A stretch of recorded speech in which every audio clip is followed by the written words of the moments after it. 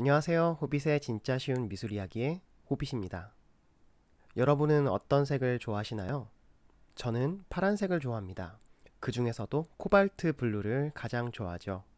코발트 블루뿐만 아니라 울트라마린, 프러시안 블루 등 조금 어려운 이름이지만 이런 파란 계통의 색들을 저는 참 좋아합니다. 이렇게 좋아하는 색에 맞춰서 옷을 사입거나 집을 꾸미기도 하죠. 색을 만들어내는 기술이 발달한 요즘에는 이런 것들이 어려운 일이 아니죠.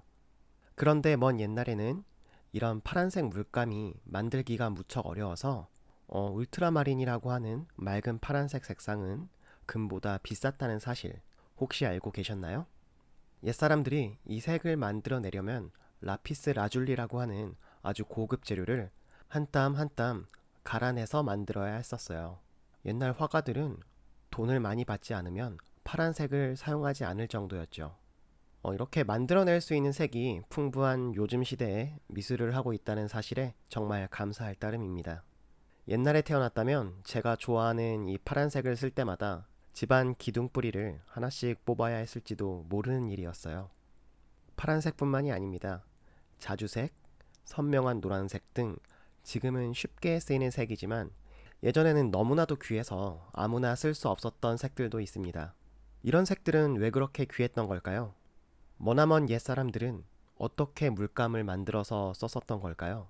이런 궁금증들을 해결하기 위해서 오늘은 이렇게 수십 년 동안 색을 만들어 온 세계 오타쿠, 아니 세계 달인인 데이비드 콜즈 씨와 함께 색의 역사에 대해서 알아보도록 할게요. 아주 먼 옛날 선사시대의 그림을 보면은 비슷한 특징이 있습니다. 바로 이런 황토색 계열을 많이 썼다는 점이죠. 이런 색을 오커라고 하는데요. 색을 만드는 기술이 발달하지 않았던 그 옛날에는 주변에서 흔히 볼 수 있는 황토나 이런 광물들을 사용해서 색을 만들었습니다. 단단한 돌로 광물을 빻아서 만들어 썼었죠. 뜨겁게 가열하면 더 붉은색이 되기도 했습니다. 이렇게 만들어진 색에는 가열했다라는 뜻으로 번트라는 이름이 따라 붙는데요. 번트 시엔나와 같은 색의 이름에서 옛사람들의 색 만드는 방법의 흔적을 찾을 수 있어요. 불을 사용한 옛사람들은 이렇게 먹고 남은 동물의 뼈를 태워서 색으로 사용하기도 했습니다. 동물의 뼈를 태워서 하얀색이나 검은색으로 사용했었어요. 선사시대의 그림을 보면 동물을 그린 그림들이 참 많은데 재료와 그림의 주제가 같을지도 모른다는 생각도 드네요. 치킨을 먹고 남은 뼈로 다시 치킨을 그린다는 느낌일까요? 어쨌든 고대 시대 이후에는 점점 더 기술이 발전해서 다양한 광물들에서 색을 뽑아 쓰기 시작했어요. 처음 말씀드린 라피스 라줄리에서 이집션 블루라는 파란색을 뽑아 쓰기도 하였고, 개관석이라는 광물에서 노란색을 뽑아 쓰기도 했죠. 왕의 노랑이라고 불리는 이 오피먼트라는 노란색의 광물에는요, 비소라는 독성 물질이 들어 있었는데요. 이집트에서는 이 색이 색조화장에도 쓰였다고 하네요. 목숨을 건 색조화장이라니, 지금이라면 식품의약품 안전평가원에서 뒷목 잡고 쓰러졌을지도 모를 일이군요. 이런 광물을 바탕으로 한 색의 발전에 큰 기여를 한 사람들은 연금술사들이었습니다. 저는 연금술사 하면 이런 모습이 떠오르는데요. 연금술이라는 것은 사실 글자에서 보이는 것처럼 철이나 납을 금으로 바꾸는 비과학적인 기술로 흔히 떠올리기도 합니다. 요즘으로 따지면 화학공학과 공대생 들의 원조라고 볼 수 있겠죠. 어쨌든 이런 연금술사들이 다양한 광물을 다루는 실험을 하면서 그 부산물로 더욱 다양한 색들을 사용할 수 있게 되었습니다. 황화수은으로 만든 이 버밀리온이라는 색도 그 중에 하나죠. 버밀리온과 같은 색들은 많은 독성을 가지고 있었는데요. 이런 독성 때문에 원료를 채집하고 색을 만드는 사람들의 수명이 단축되었다고 합니다. 지금 우리가 쓰는 색들을 만들어내기 위해서 옛날에는 많은 광부들이나 연금술사들의 희생이 있었다는 생각에 숙연해지기도 하네요.